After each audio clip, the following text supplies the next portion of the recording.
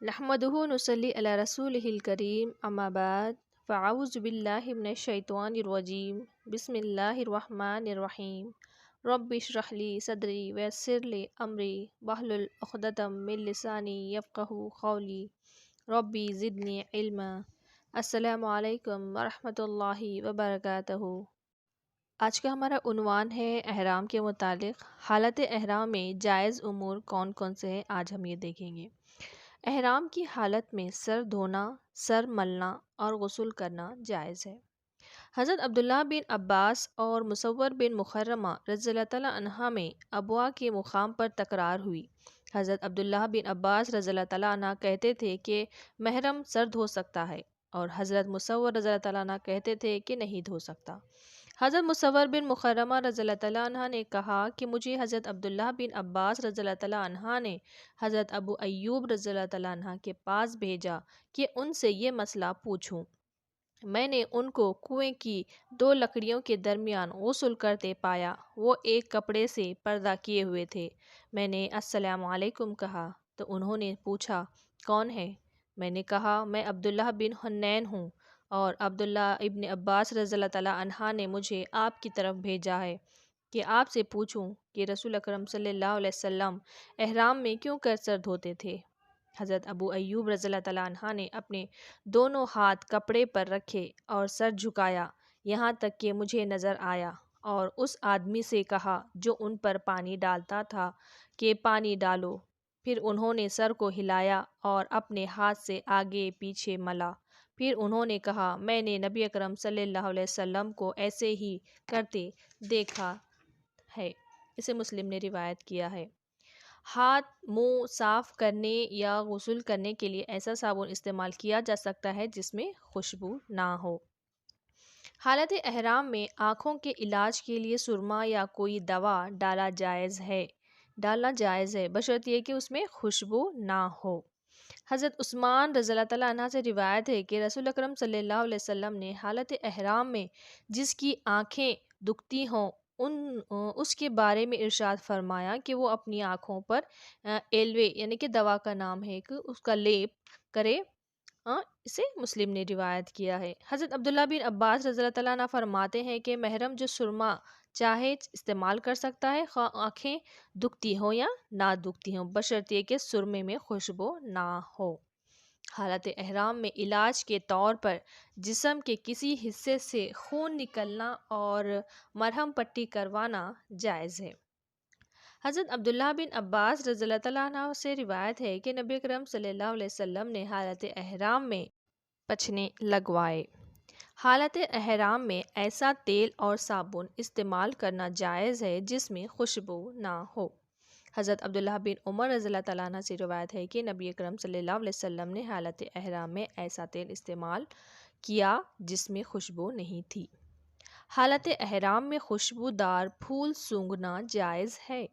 حالت احرام میں انگوٹھی، پیٹی، اینک اور گھڑی وغیرہ استعمال کرنا جائز ہے۔ کھائی اور پی جانے والی ادویات کے ذریعے حالت احرام میں علاج کرنا جائز ہے۔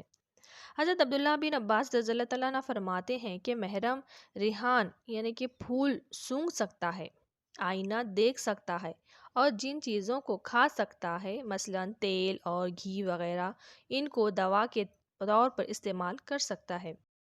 حالت احرام میں سر اور بدن کھجلانا جائز ہے۔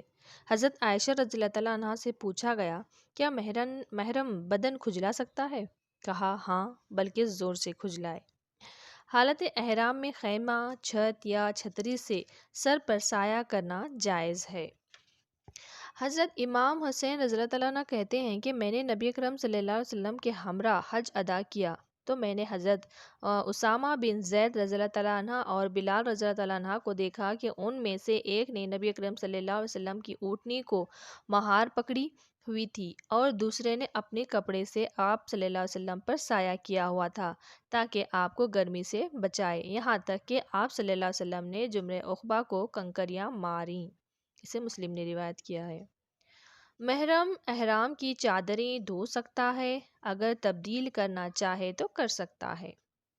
عورت حالت احرام میں زیور استعمال کر سکتی ہے، نیز رنگین کپڑے بھی پہن سکتی ہے۔ حضرت عائشہ رضی اللہ تعالیٰ عنہ کے نزدیک ایک عورت کے لیے حالت احرام میں زیور پہننے، سیاہ اور گلابی رنگ کا کپڑا پہننے اور موزے پہننے میں کوئی حرج نہیں۔ اسے بخاری نے روایت کیا ہے۔ حالت احرام میں بچے یا نوکر کو علم و ادب سکھانے کے لیے سرزنش کرنا جائز ہے، یعنی کہ اگر کوئی غلطی ہو تو اسے ڈانٹا جا سکتا ہے۔ حضرت اسماء بنت ابی بکر رضی اللہ عنہا سے روایت ہے کہ ہم لوگ رسول اکرم صلی اللہ علیہ وسلم کے ساتھ حج کے لیے نکلے۔ جب ہم عروج کے مقام پر پہنچے تو رسول اللہ صلی اللہ علیہ وسلم اور ہم سب نے پڑاؤ ڈالا۔ حضرت عائشہ رضی اللہ تعالیٰ عنہا نبی اکرم صلی اللہ علیہ وسلم کے قریب اور میں اپنے والد حضرت ابو بکر صدیق رضی اللہ تعالیٰ عنہ کے پاس بیٹھ گئیں۔ حضرت ابو بکر رضی اللہ تعالیٰ عنہ اور رسول اللہ صلی اللہ علیہ وسلم کا سامان ایک ہی اونٹنی پر تھا اور حضرت ابو بکر صدیق رضی اللہ تعالیٰ عنہ کا غلام بھی سامان کی نگرانی کے لیے ساتھ تھا۔ حضرت ابو بکر صدیق رضی اللہ تعالیٰ عنہ عروج کے مقام پر بیٹھ کر غلام کا انتظار کرنے لگے۔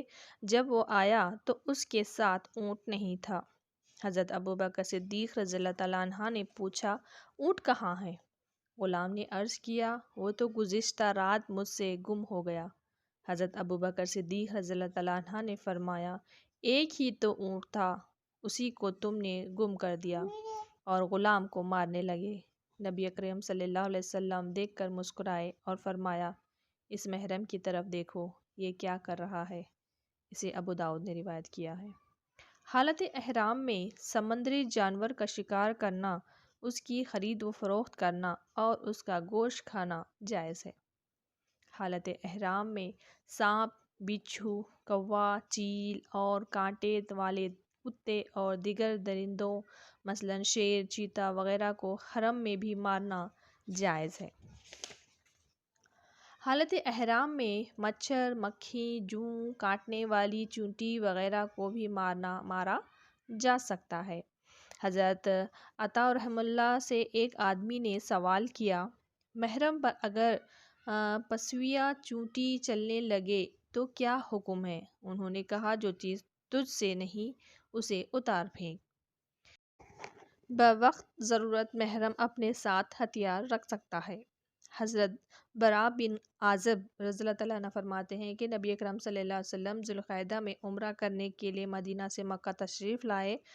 حدیبیہ کے مقام پر اہل مکہ نے نبی اکرم صلی اللہ علیہ وسلم کو مکے میں آنے سے روک دیا، یہاں تک کہ نبی اکرم صلی اللہ علیہ وسلم نے اہل مکہ سے اس بات پر صلح کر لی کہ رسول اکرم صلی اللہ علیہ وسلم اگلے سال مکہ عمرۃ القضاء کے لیے تشریف لائیں گے اور ان کی تلواریں میانوں میں ہوں گی۔ اسے بخاری نے روایت کیا ہے۔ حج یا عمرہ ادا کرنے والے عالم یا بزرگ کی رفاقت حاصل کرنے کے لیے احرام باندھتے وقت اگر یہ نیت کی جائے کہ جو احرام فلاں کا وہی میرا، تو یہ جائز ہے۔ حضرت انس رضی اللہ تعالیٰ عنہ کہتے ہیں کہ حضرت علی رضی اللہ تعالیٰ عنہ یمن سے رسول اللہ صلی اللہ علیہ وسلم کی خدمت میں حالت احرام میں حاضر ہوئے۔ آپ صلی اللہ علیہ وسلم نے پوچھا، تم نے کس نیت سے احرام باندھا ہے؟ حضرت علی رضی اللہ تعالیٰ عنہ نے عرض کیا، میں نے آپ صلی اللہ علیہ وسلم کے احرام کی مانند احرام باندھا ہے۔ رسول اللہ صلی اللہ علیہ وسلم نے فرمایا، اگر میرے پاس قربانی کا جانور نہ ہوتا تو میں عمرہ ادا کرنے کے بعد حلال ہو جاتا۔ اسے بخاری اور مسلم نے روایت کیا ہے۔ وآخر دعوانا ان الحمد للہ رب العالمین۔ السلام علیکم ورحمۃ اللہ وبرکاتہ۔